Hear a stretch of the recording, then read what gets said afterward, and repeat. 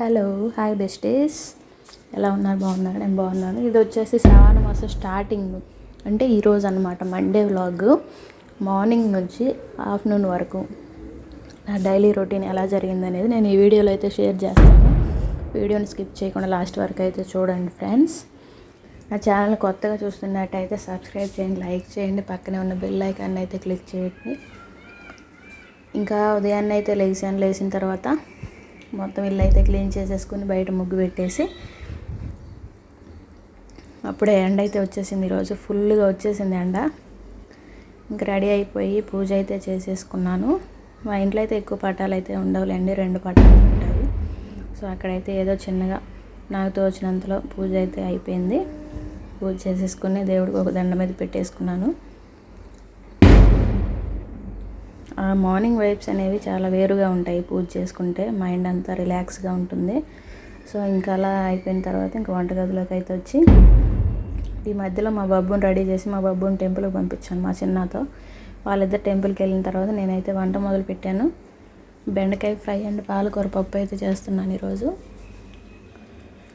And rice కూడా ముందే నానబెట్టి పెట్టుకుంటాను నేను. అన్నం వండే ముందు ఒక అరగంట ముందు కడిగేసి మనం నానబెట్టుకోవటం వల్ల ఏంటంటే అన్నం బాగా మెత్తగా ఉడుకుతుంది. మా బాబు పెట్టడానికి కూడా ఈజీగా ఉంటుంది. పెట్టేసిన తర్వాత పప్పు అయితే పెట్టేశాను ఒక గ్యాస్ మీద. ఒక 5 విజిల్స్ అయితే రానిచ్చాను.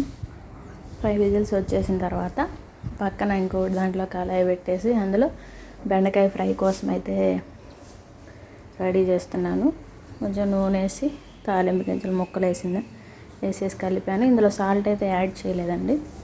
ఎందుకు యాడ్ చేయలేదంటే ఇందులో జిగురు అనేది వస్తుంది కాబట్టి మనం సాల్ట్ యాడ్ చేస్తే ఇంకా జిగురు ఎక్కువైపోయి ఫ్రై అనేది మొత్తం బంకలాగా కాకుండా ముక్కలుగా వస్తుంది. మనం ఇంకా అది అయితే కలిపెట్టేసి మూత అయితే పెట్టేశాను. పప్పు ఉడికింది. ఇంకా దాన్ని అయితే ఎనిపేశాను. చూస్తున్నారు కదా, ఇదైతే నేను డీమార్ట్లో తెచ్చుకున్నాను స్మాషరు. నాకైతే చాలా హెల్ప్ అవుతుంది ప్రతిదానికి కూడా. ఇది 100 రూపీస్ ఎంతో పడింది అనుకుంటా, అంతే. మీ ఇంట్లో కూడా ఇలాంటిది వాడుతున్నారా? పప్పు గుత్తి వాడతారా? పప్పు అయితే ఎనిపేసింది. అందులో మిగిలిన నీళ్ళు కూడా యాడ్ చేసేసాను నేను. యాడ్ చేసి పక్కన ఇంకా తాలింపు కోసం అయితే రెడీ చేశాను. ఇంకా అందులో అయితే ఎక్కువైతే ఏమేమో 2 ఉల్లిపాయలు, 2 ఎండుమిర్చి, కరివేపాకు వేస్తాను. ఇంకా దానికి కొద్దిగా ఆయిల్ అయితే యాడ్ చేసేసి గ్యాస్ మీద అయితే పెట్టేశాను. ఇందులో రిమైనింగ్ ఉన్న వాటర్ కూడా యాడ్ చేసి పప్పు అయితే ఎనిపేసి పక్కన పెట్టేసా. ఇంకా అంతలోపు పప్పుకు తాలింపు అయితే వేగింది. ఫ్రై అయింది, బాగా గోల్డ్ కలర్ వచ్చేంత వరకు వేయించిన తర్వాత ఆలోపు బెండకాయ ముక్కలు ఎలా ఉన్నాయని అయితే చూశాను. అయితే చూడండి, జిగురు అయితే రాలేదు, కొంచెం ఫ్రై అయినట్టుగా ఉన్నాయి. ఇంకా ఆలోపు పప్పుకు తాలింపు అయితే మాడింది. అందులో పప్పు అయితే యాడ్ చేసేసాను. మొత్తం ఒకసారి అయితే యాడ్ చేయలేదు, ఎందుకంటే మళ్ళీ చేతి మీద పడతాయని చుక్కలు.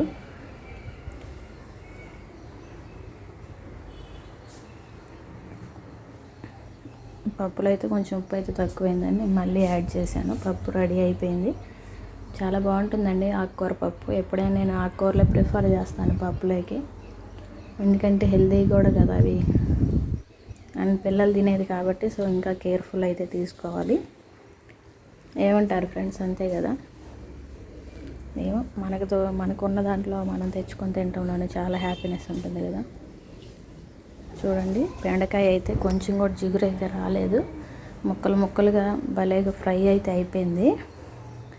ఇంకెలా ఫ్రై అయిపోయిన తర్వాత నేనేం చేశానంటే ఇందులో పప్పుల పొడి అయితే యాడ్ చేశాను. ఆ పప్పుల పొడి ఏంటంటే వేరుశనగలు, శనగలు, ఎండుమిర్చి, ఇంకా వెల్లుల్లిపాయలు, కొంచెం ధనియాలు, కొంచెం మినప్పప్పు అన్నిటితో అయితే తయారు చేశాను.